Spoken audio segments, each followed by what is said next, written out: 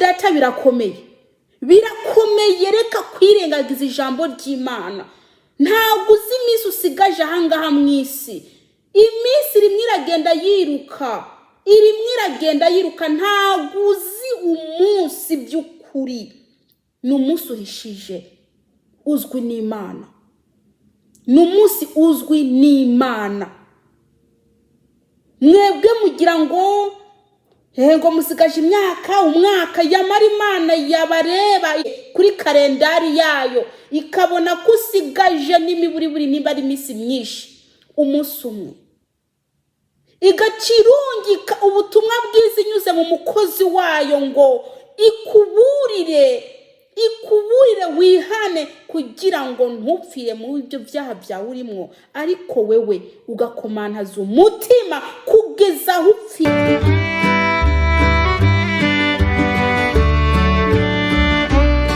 Yesu nashimwe cyane itorero ry'Imana. Ndabashuje mwese aho muherereye. Amahoro y'Imana bane namwe. Iyo mvuze itorero ry'Imana ntagomba mvuze iriya nzu mugenda guteraniramwo, mba mvuze wewe uri murandeba, wewe mukobwa, wewe musore, nawe mama, nawe papa. Ni wowe itorero ry'Imana. Umwami Yesu atuye muri mwebwe. Umwuka w'Imana ari muri mwebwe. Nimwibuke ko uyu mubiri ari inzu y'Umwuka Wera, kandi Umwuka Wera atuye muri mwebwe. Yesu nashimwe cyane. Ndabazana ijambo ry'Imana. Ni ijambo riri muri Matayo igice 11 ku murongo wa 28. Yesu nashimwe cyane. Mwene data ndakwinginze kubw'imbabazi z'Imana, utangiye ino video uzazuyirangiza. Ndakwinginze ukunde ubutumwa bwiza, kubera ko ubutumwa bwiza bukuvura ubugingo, bukuvura umutima. Haleluya. Benshi nta butumwa bwiza bakeneye, benshi nta butumwa bwiza bakunda, ariko nubwo batabukunda yamara nibwo twahawe tubwira abantu. Nibwo butumwa Yesu Kristo ashaka kutubwira abantu. Naho ibintu bisanzwe, amamodoka, amazu, ibiki, hariho abo Imana ibihereza batarinze kubisaba. Ijambo rivuga riti ngo nimushaka ubwami bw'Imana ubukiranuka, ibindi byose niyongera. Yesu nashimwe cyane. Rero ubutumwa bwiza nubukuvura umutima. Kandi iyo ufite ubwami muri wowe, uba ufite byose, kuko byose biri munsi y'ubwami. Ubwami butegeka byose. Yesu nashimwe cyane. Reka dusenge Imana hanyuma tubandanye. Data wa twese uri mu ijuru, ndagushimiye cyane Yesu Kristo. Ndagushimiye ukuntu wongeye kandi kungira neza, ukanyemerera ngo nasame nawe uvuge. Ndakwinginze Yesu Kristo, umwuka wawe amanuke. Ndakwinginze Yesu Kristo, ubwiza bwawe bube hano hantu. Ndasengeye abagiye kumviriza ubutumwa bwiza. Mana Data, mu izina rya Yesu Kristo ubagirire neza. Uwera Mana nyene icyubahiro. Haleluya. Nta yindi Mana iriho atari wowe. Ndagushimiye ko uyu mwanya untijije, kandi ndagushimiye Yesu Kristo kuba ungejeje uyu mwanya ndi muzima, kugira ngo Mwami Yesu Kristo nasame maze nawe wivugire. Ndagushimiye Yesu, ni mu izina rya Yesu Kristo. Amen. Reka dusome ijambo ry'Imana. Nkuko nabibabwiye, ni Matayo igice 11 ku murongo 28. Dusome mu izina rya Yesu. Nimuze kuri jewe mwese abananiwe n'abaremerewe ndabaruhura. Niryo ryonyine dushaka kuganiraho. Subiremo. Nimuze kuri jewe mwese abananiwe n'abaremerewe ndabaruhura. Amen. Iri ni ijambo ry'Imana. Ngo nimuze kuri jewe. Uwo ni Yesu Kristo arimo araguhamagara. Ngo nimuze kuri jewe abananiwe n'abaremerewe ngo arabaruhura. We afite intego yo kubaruhura. Haleluya. Kandi namwe mwigira bejo mukiyumvira ko mutaremerewe, mukiyumvira ko mutarushe, yamara murarushe. Yesu natugire neza. Murarushe, muraremerewe, murafite ibibazo. Ibyo bibazo mufite nibyo Yesu Kristo ashaka kubaruhura.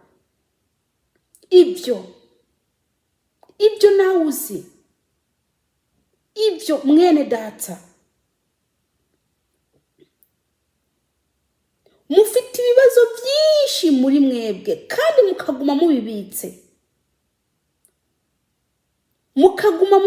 Ntimushaka ko ibyo bibazo bibavaho. Ariko noneho Yesu avuze ngo nimuze kuri jewe mwese. Ntabwo yarobanuye, yavuze mwese.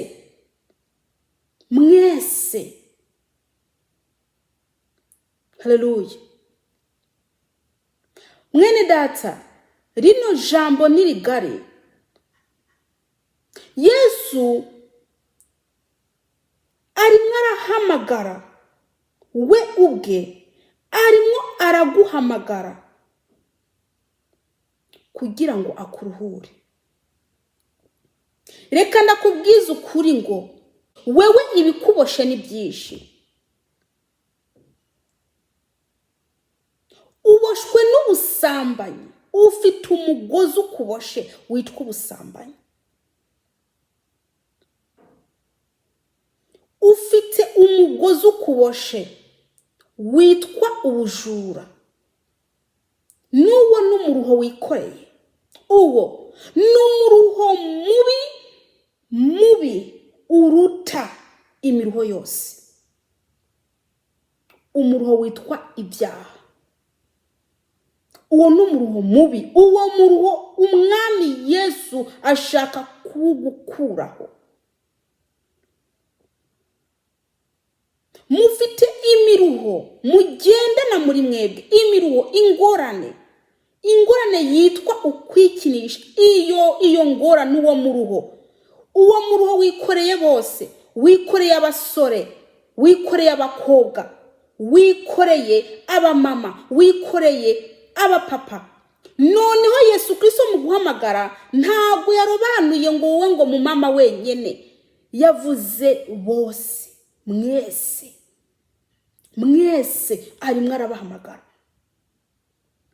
Yesu Kristo yabonye ko wewe uremerewe. Nubwo uri umuvugabutumwa uraremerewe. Urazi kuba uririmba ukaririmbana ikiziriko cy'icyaha cyitwa uburyarya. Nuwo n'umuruho.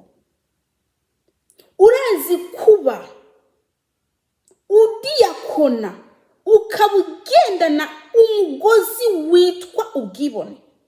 Nuwo n'umuruho. Iminsi rimwe iragenda yiruka, irimwe iragenda yihuta. Ariko Yesu Kristo akubwiye ngo nuze akuruhure. Uwo mugozi ukuriho awukuvaneho. Yesu nashimwe cyane. Urashobora kuba uri muragendana ingorane, umuruho, witwa uburozi ukabugendana ukaguma wica abantu umwana wa mugenzi wawe ukaba waramwishe umugabo wa mugenzi wawe ukaba waramukuye ku isi. Uwo n'umuruho ukomeye cyane nawe ubwawe utaretse ngo Yesu Kristo awukuruhure, nawe uwo nguwo uzakurimbura, uzaguhitana.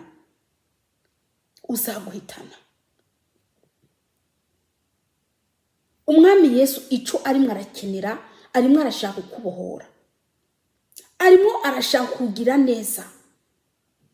Umwami Yesu ico akwifuriza nuko wabona ijuru.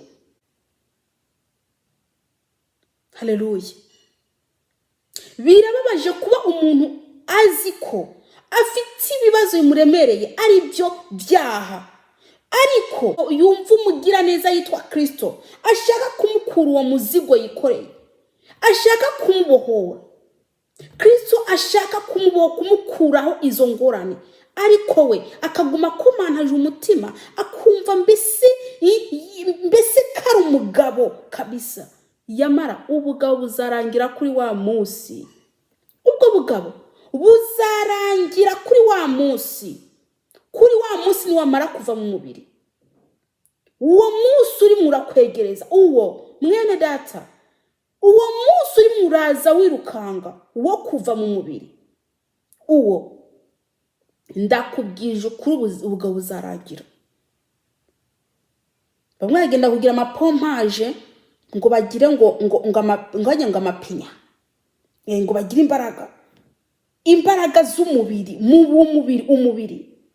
umubiri, ariko mu mwuka warafutanye, warapfuye, waraheze, ujoga mwinyo. Ariko umugira neza yitwa Kristo, aze kugutabara kabisa, atacuguze, umva atamafaranga umuhaye, atakintu kimwe umuhaye, aze kwitanga ngo akubohore. Wowe ukanga ukaguma ukumantaje umutima. Ingorane mufite nuko mukumantaza imitima, kandi muzi neza ko mutazaguma ngaha mwisi. Muzi neza ko amaherezo yanyu ari kuva mw'isi, ariko muguma mukomantaje imitima yanyu. Muguma mukomantaje imitima, ntago muhinduka.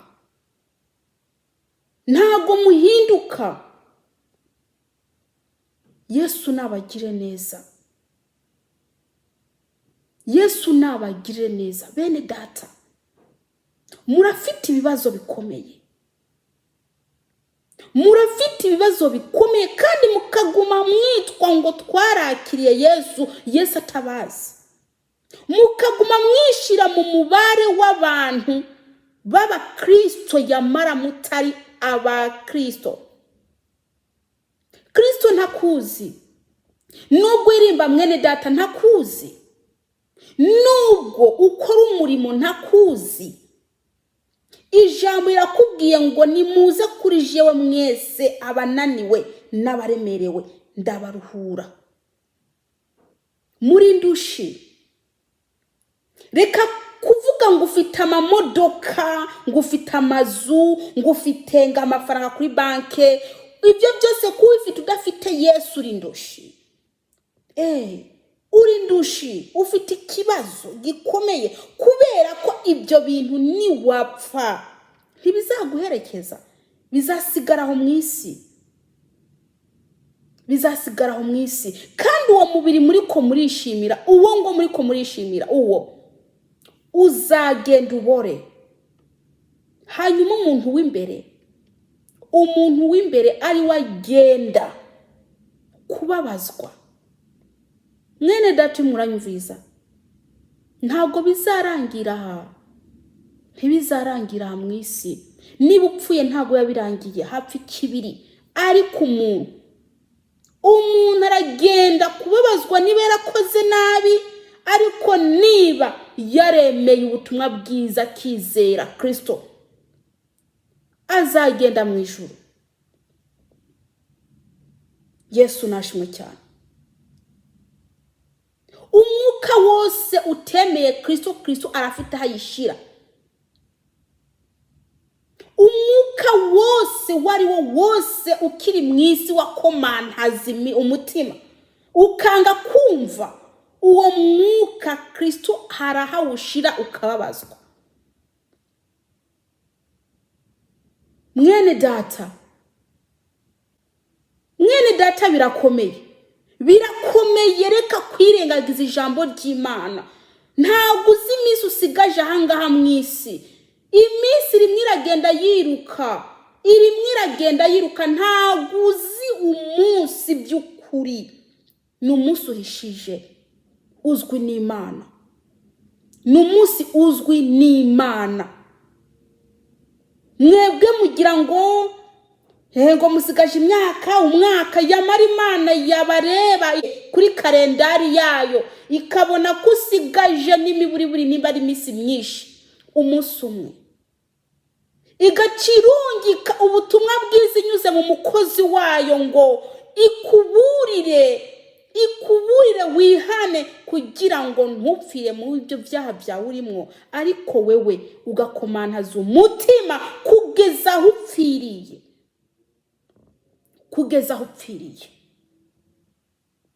Rino jambo gitwa ngo nzakwihana ejo kandi ejo utahazi ni ikibazo. Ngo nzakwihana ejo hawe ntahuzi, hazwi n'Imana. Muriko muranga Yesu, muriko muranga ibyo ari mwarabaha, kandi ashaka kubakiza ubugingo, ashaka gukiza ubwo bugingo bwawe. Yesu Kristo intumbero ye ni uko wokira ubwo bugingo, ugakira kabisa nturimbuke. Urupfu rwa kabiri nturubone, ariko ukigira mu bwami bw'Imana. Ko mubwe ntabwo mushaka kuja mu bwami bw'Imana, mwishakira iby'isi byo byabanohoye. Mufite umunoho w'iby'isi, mufite umunoho w'amafaranga, mufite umunoho w'amazu, mufite umunoho mbese wo gufata iby'isi kabisa mukabyigumizamwo. Ntabwo mufite umunoho wo kuja mu ijuru. Mufite umunoho w'iby'isi. Haleluya. Mwene data, kudashaka guhinduka, yamara guhinduka ari byiza. Kudashaka kuyoborwa na Kristo, mbe ko Kristo utamushaka, ubukiri muzima ntumushaka, kandi ubwo hazagira aho umushaka byarangiye. Mwene data, Yesu Kristo ari mwarazi igihe, ndababwiza ukuri, ni Yesu araje by'ukuri. Yesu araje, nimwihane pe, Imana ishaka kubafasha. Reka ndakubwire ngo wewe utarakira Yesu Kristo umwami n'umukiza, uri ndushi, uragowe, ufite ibibazo, urimo uragendana ibibazo, umwanya n'umwanya urupfu rukubise feri ya mbere kubabazwa. Umwanya n'umwanya Yesu Kristo aje feri ya mbere mu muriro. Ikuzimu hariho n'ijuru ririho. Mwene data, ko mutabitekerezaho, mutekereza ku buzima busanzwe gusa. Ntabwo mutekereza ku iherezo ryanyu. Kandi ubwiherezo ryanyu ikaba riri bugufi, ariko ntabwo mushaka kwitekerezaho. Icyo utekerezaho, shaka kugura imodoka. Icyo utekerezaho, icompa inzu. Icyo utekerezaho, utekereza ndashaka amafaranga.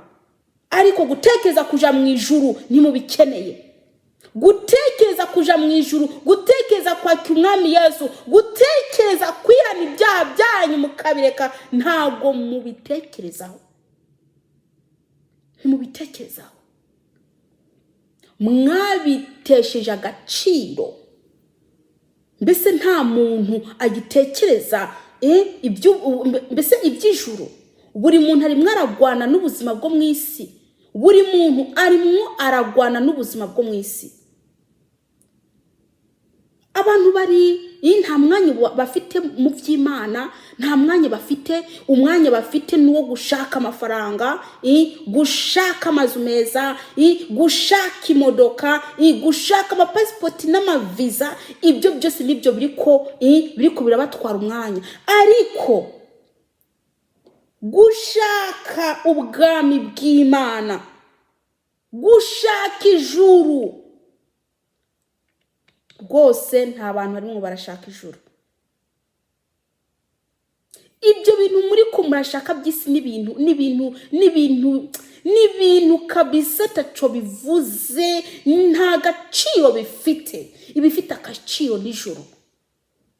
Muharanire ubugingo, muharanire kubona ubugingo. Iby'isi nta kamaro bimaze. N'abari babifite barabisize. Abari bafite amazu 10 n'ayandi, bari bafite amamodoka, bari bafite amafaranga kuri banke, barayasize. Ubu asigaribwa n'abatayashatse, basiga bayajyaniramo.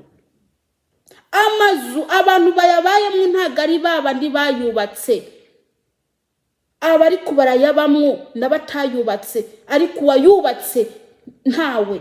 None mwene data ko bitakwigisha ibyo, ko bitakwigisha ngo biguhe imbaraga zo gushaka ubwami bw'Imana, kutari muriga bino biriko biraba ukuntu abantu bari kubarapfa, kutari muriga ati uyaragiye naho nge nsigaye se, nge nsigaye binyigishije iki? Ukwiye kwiga ukamenya ko hari yagiye uriya nawe rurakurindiriye, ruriya rutwaye uriya nawe rurakurindiriye. Icyo ukora ukwiye gutunganya ubugingo bwawe, umaze kuva mu mubiri ukazashikira ahantu heza. Mukareka kwiruka mu by'isi nta kamaro. Mwihane muve mu nzaza, mwihane ubwo busambanyi. Yesu Kristo ari tayari kubabarira wewe ukiri muzima. Yesu ari tayari kugukura iyo myanda ikuriho. Yesu ari tayari wewe ugifite amahirwe ukabugihumeka uwo mwuka w'abazima. Yesu Kristo ari tayari kukugira neza, kukubabarira ibyo byaha byawe. Nimwihane. Yesu nabagenza, tugiye gusenga Imana. Tugiye gusenga Imana, ariko buri muntu wese amenye ko iyi si atazayigumamwo. Akwiye guharanira ubugingo, akwiye gushaka Imana bigishoboka kibonwa. Ntabwo uzahamagara abapasiteri uri kuratera ukuguru, ntibibaho. Ntabwo uzahamagara diakoni uri muratera ukuguru. Shobora gushika asanga wapfuye kera. Reka ndabwire, ubu mukiri bazima, Imana ibatije uwo mwuka.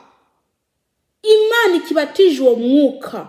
Nimushaka ubwami bw'Imana bigishoboka ko ubonwa mukiri bazima. Kuko ntabwo uzabushaka warapfuye. Ntabwo uzabushaka warapfuye. Mureke kwikumantaza imitima yanyu, ahubwo mushaka Imana. Mwihane ibyo byaha byanyu muri ko murakora. Mwihane by'ukuri, Imana ibagire neza. Dusenge Imana. Yesu Kristo ntakwanga, icyo yanga ni icyaha. Yesu Kristo ntago akwifuriza inabi. Yesu Kristo akwifuriza ko waje mu bwami bwe. Niyo mpamvu aguma azana amagambo ye ngo muyumvirize, kugira ngo namwe mufate umwanzuro. Mufate umwanzuro ntimuze murimbuke. Mwene data, iyo umaze gushika hariya ntabwo ubukigaruka ngo wihane. Ntabwo ubugisaba ngo ugaruke mu isi ngo wihane ngo bishoboke. Ariko wewe uri murandeba, wewe uri muranyumviriza, wewe ugifite umwuka, wewe ukiri muzima, ni wewe ijambo ririko irabwira. Iri jambo ntago ribwira abantu bamaze gupfa, bari baragiye, ariko ukiri muzima. Rino jambo riko irabwira wewe kugira ngo nawe ntuzurimbuke, kugira ngo ntuzurimbuke.